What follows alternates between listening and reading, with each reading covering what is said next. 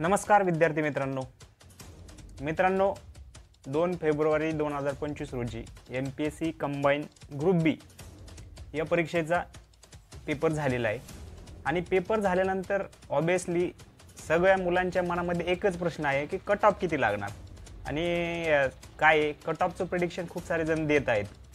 मित्रांनो तुम्ही एक गोष्ट ऑब्झर्व केली असेल 2023 आय थिंक 23 का 22 ला ज्यावेळेस MPSC ग्रुप सी चे मुलांना एक 30च्या पुढे मार्क होते, 30-35 मार्क होते आणि त्यावेळेस 8000 जागा सुटल्या होत्या। त्यावेळेस मी खूप साऱ्या मित्रांना सांगितलं होतं की अभ्यास सुरू करा तुम्ही, कारण ज्यावेळेस तुमचा कट ऑफ लागेल आणि अचानकपणे ज्यावेळेस तुमच्या लिस्टमध्ये नाव येईल आणि तुम्ही प्री एक्झाम क्रॅक केली असेल त्यावेळेस तुम्हाला अभ्यास करायला टाईम भेटणार नाही। म्हणजे प्रत्येक जणाला मी ही गोष्ट सांगितली होती जे ग्रुप सी ची तयारी करत होते, परंतु मित्रांनी ऐकलं नाही आणि अचानकपणे कट ऑफ 19 लागला आणि नंतर ते भांबारून गेले की आता इथून पुढे अभ्यास कसा करायचा, काय करायचं आणि त्याच्यानंतर ती स्ट्रॅटर्जी बनवणं वगैरे वगैरे वगैरे। परंतु मित्रांनो हीच गोष्ट आता मी MPSC 2024 कंबाईन बी साठी पण लागू करू शकतो, कारण मित्रांनो MPSC ने जे 4 तुमचे पद आहेत PSI, STI, ASO आणि सब रजिस्ट्रार या 4 पदांना त्यांनी एकत्रित करून आता एकच कट ऑफ लागणार। पहिले कसं व्हायचं PSI साठी वेगळा लागायचा, STI साठी वेगळा लागायचा, ASO साठी वेगळा लागायचा, परंतु आता PSI, STI, ASO या तिन्ही पण एकत्र करून त्याचा एकच कट ऑफ लागणार आहे आणि त्या एका कट ऑफ साठी ते आता मुलं घेणार आहेत। सो मित्रांनो कट ऑफ हा एक तर 50च्या जवळपर्यंत एक 45 ते 55 या रेंजमध्ये ज्या मुलांना मार्क आहेत, म्हणजे 45 पुढे ज्या मुलांना पण मार्क आहेत त्या मुलांनी अभ्यास करायला सुरुवात करावी।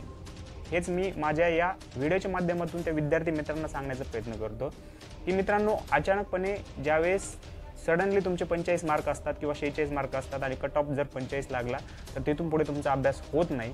सो माझ्या मते एक्सपेक्टेड जर कट ऑफ जर ज्या मुलांना 45च्या पुढे मार्क आहेत MPSC कंबाईन बी या एक्झाममध्ये ज्या मुलांना, म्हणजे मी जनरल पासून बोलतोय, ज्या मुलांना 45 पेक्षा जास्त मार्क आहेत अशा मुलांनी अभ्यास करायला सुरुवात करावी, कारण मेन्सच्या अगोदर अभ्यास होत नाही आणि अचानकपणे ज्यावेळेस मेरिट लागेल त्यावेळेस तुम्हाला अभ्यास करायला टाइम भेटणार नाहीये।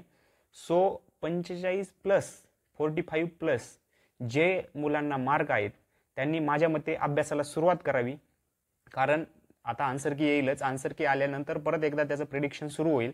परंतु मित्रांनो 45+ ज्या पण मुलांना मार्क येतात, ज्यांना कॉन्फिडन्स आहे की आपले मार्क हा 45+ राहणारच आहेत, त्या मुलांनी अभ्यासाला सुरुवात करावी।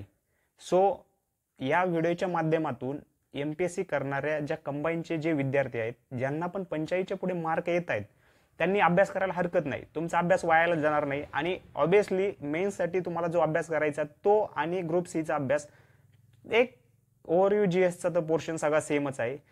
त्यामुळे मित्रांनो अभ्यास करायला सुरुवात करा, कारण तुमचं अचानकपणे सिलेक्शन झाल्यानंतर, कारण काय एक कट ऑफ आहे, आयोग काय करेल काही सांगता येत नाही, कारण आयोग मुलं घेणार तर आहेच। सो आता प्रत्येकजण म्हणतोय खूप मार्क पडतायत, असं काही नसतंय। खूप सारे जण असतात ज्यांना कमी पण मार्क असतात आणि त्यातला आणखी एक फॅक्टर तुम्हाला सांगायचं राहिला तो म्हणजे अब्सेंटी, सगळ्यात महत्त्वाची। आता काही हॉलमध्ये जवळजवळ 33% ते 35% मुलं अब्सेंट होते।